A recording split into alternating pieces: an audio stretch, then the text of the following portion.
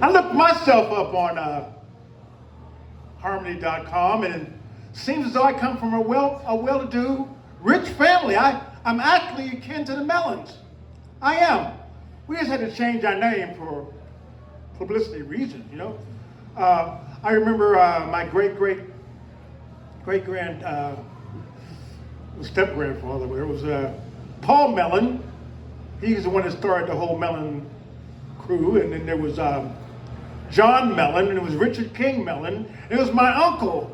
His name was Walter Mellon. So he had to change his name, you know, Watermelon. For those of you who didn't get that. But anyway, I am so excited about the future, man. I have so many things going on, and I have so much knowledge and so much wisdom to give younger comers or people who do want to listen, those who want to listen. I mean, but I just really appreciate, man, all the time I've been here, and I'm getting ready to take a little trip. It's a business trip, and hopefully it'll be successful.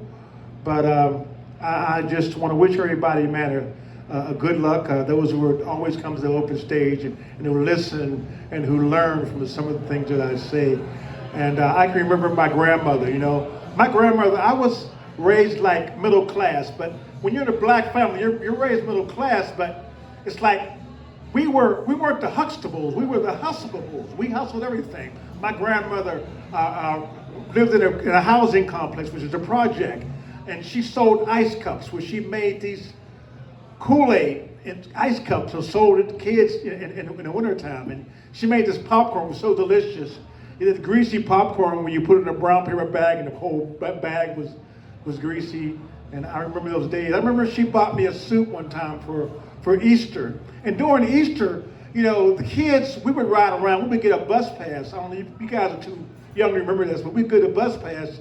All day Sunday, we would ride the bus and go to different communities, and everybody would put their Easter suit on. And I remember having my grandmother buy me a sharp-skin suit. This here reminds me of my sharp-skin suit. It was like a gray, and it was shark skin, man. I looked like Sammy Davis Jr. in this suit. She bought me a sharp-skin suit, shiny suit, and I went to the tuxedo place. She got me some tuxedo shoes. You couldn't tell me, man, that I wasn't Sammy. But we went on the bus ride, and I remember just, having this suit, and everybody wanted to borrow my suit after that. I had a couple people come to my house, and some guys were big, some guys were small. They borrowed my suit. One guy was blew up, he borrowed a suit, and he had it for like 2 or 3 weeks. Like, we can't get my damn suit back. He's like, oh, I'll give it back to you. So finally, I spun there over his house. I couldn't find my suit, but his mother never washed. So they would have 6 people in one bed, and they had piles of clothes everywhere.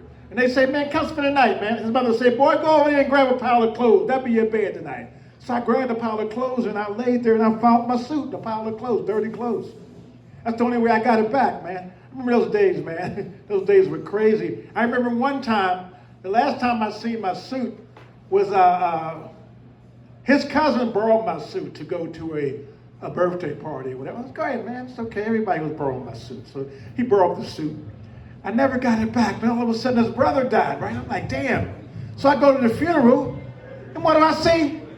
His brother is buried in my suit. So the damn pastor's like, hey man, and this young man lived a great life, and everybody say, amen. The whole congregation say, amen. I'm like, amen.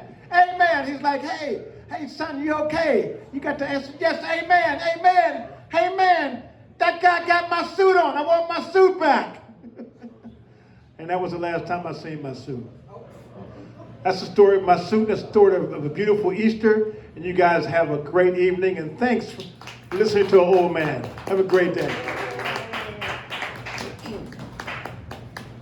Luke Thomas, make some noise for him, everybody. Show him some love. We got a handful of comedians left to help you show them some love. We're going to try to get some of those people out the bar in there. Good enough for these two. They've been here all night. Give it up for Nate.